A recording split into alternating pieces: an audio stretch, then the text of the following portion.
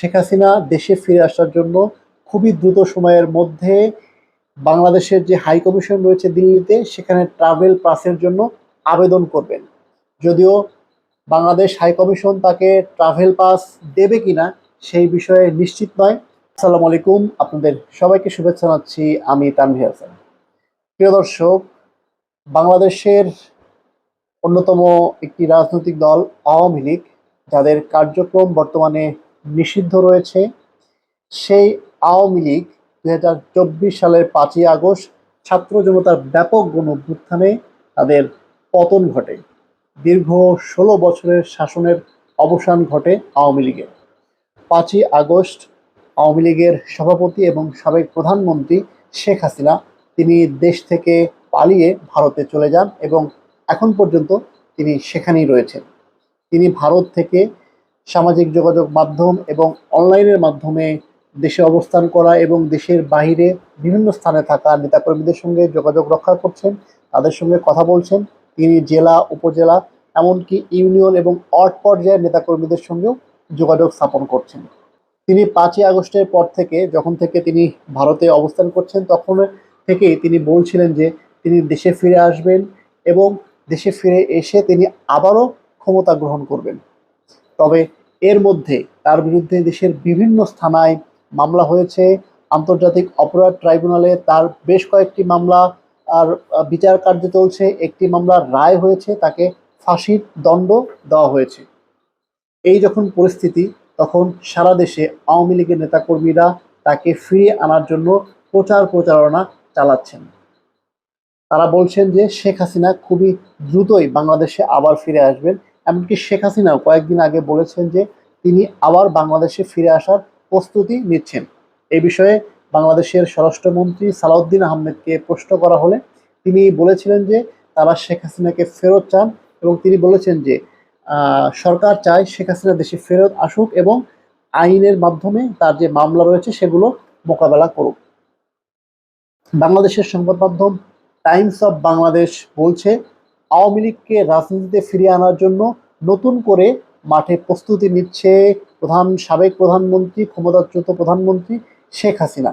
তবে এই রাজনৈতিক প্রত্যাবর্তন চেষ্টার মধ্যেই 2024 সালের গণ আন্দোলনের সময় হত্যাকাণ্ডের জন্য দলের ক্ষমা চাওয়া উচিত কিনা তা নিয়ে এখনো দলের ভেতরে চলছে তীব্র বিতর্ক।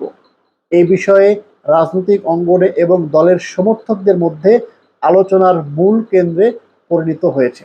তবে আওয়ামী লীগের শীর্ষ নেতারা তারা টাইমস অফ বাংলাদেশকে জানিয়েছে তারা এই মুহূর্তে 2024 সালের জুলাই আগস্টের ঘটনার জন্য জনগণের কাছে ক্ষমা চাইতে প্রস্তুত নন। তারা মনে করছেন যে জনগণই বিচার করবেন যে তারা আসলে 2024 সালে কোনো ভুল করেছেন কিনা। তারা চান যে তাদেরকে যেন নির্বাচনে অংশগ্রহণ করার সুযোগ দেওয়া হয়, তাহলেই জনগণই ঠিক করবে, যে ভোটের মাধ্যমে ঠিক করবে তারা আসলে ভুল করেছিল নাকি ঠিক করেছিল। দর্শক, টাইমস অফ বাংলাদেশ বলছে যে শেখ হাসিনা দেশে ফিরে আসার জন্য খুবই দ্রুত সময়ের মধ্যে বাংলাদেশের যে হাই কমিশন রয়েছে দিল্লিতে সেখানে ট্রাভেল পাসের জন্য আবেদন করবেন। যদিও বাংলাদেশ হাই কমিশন তাকে ট্রাভেল পাস দেবে কিনা সেই বিষয়ে নিশ্চিত নয়। ট্রাভেল পাস না দেওয়ার সম্ভাবনাই বেশি রয়েছে। অন্যদিকে ভারত সরকার তাকে জোর করে বাংলাদেশেও পাঠিয়ে দেবে না।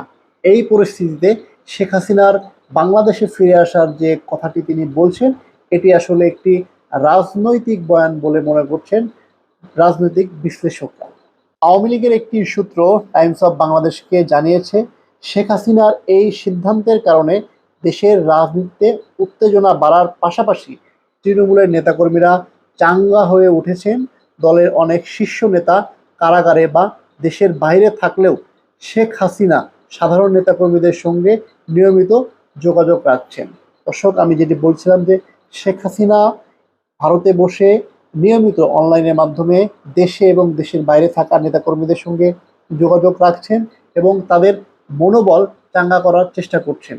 তারই অংশ হিসাবে তার দেশে ফেরার এই ঘোষণা মনোবল চাঙ্গা করারই একটি অংশ বলে অনেকেই মনে করছেন।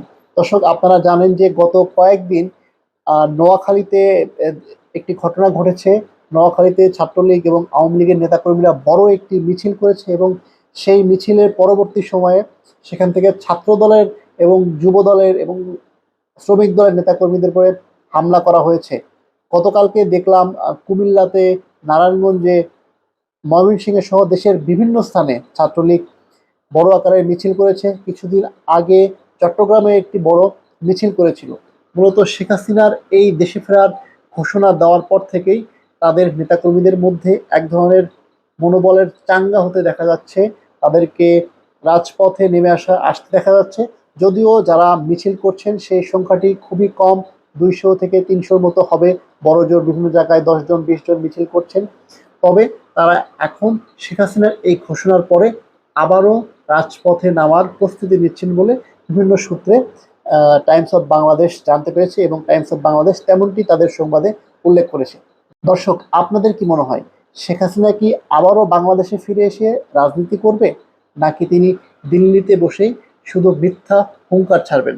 আপনাদের গুরুত্বপূর্ণ মতামত আমাদের কমেন্ট সেকশনে জানান। ধন্যবাদ।